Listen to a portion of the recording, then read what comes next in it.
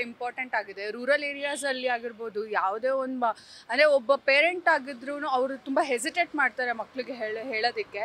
ಇದ್ರ ಬಗ್ಗೆ ಅವ್ರಿಗೂ ಕೂಡ ನಾಲೆಜ್ ಬರಬೇಕು. ಯಾಕಂದರೆ ಚಿಕ್ಕ ಮಕ್ಳಿಗೆ ಗೊತ್ತಿರಲ್ಲ. ಎಷ್ಟೋ ಹೆಣ್ಮಕ್ಳು ಇದರಿಂದ ಏನೋ ಮೆನ್ಸ್ ಆಗಿರ್ಬೋದು ಅದನ್ನು ಅಡ್ವಾಂಟೇಜಾಗಿ ತೊಗೊಂಡು ಅವ್ರ ಮೇಲೆ ದೌರ್ಬಲ್ಯನ ಇದು ಮಾಡ್ತಾರೆ.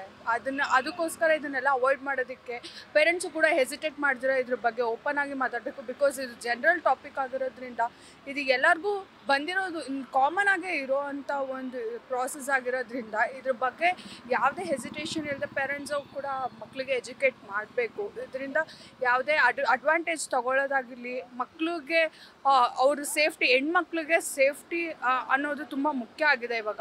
ಇದ್ರ ಬಗ್ಗೆ ತುಂಬ ನಾಲೆಜೇ ಇಲ್ಲ ರೂರಲ್ ಏರಿಯಾಸ್ ಕಡೆ ನಾವು ನೋಡಿದಾಗ. ಸೊ ಮಕ್ಕಳಿಗೆ ಇದ್ರ ಬಗ್ಗೆ ಪೇರೆಂಟ್ಸು ಕೂಡ ಏನು ಹೆಸಿಟೇಟ್ ಮಾಡ್ದಿರೋ ಅಮ್ಮಂದಿರು ಅವ್ರಿಗೆ ಹೇಳಬೇಕು, ಇದು ನ್ಯಾಚುರಲ್ ಪ್ರಾಸೆಸ್ ಆಗಿರ್ಬೋದು, ಇದರಿಂದ ಭಯಪಡೋ ಅಗತ್ಯ ಇಲ್ಲ.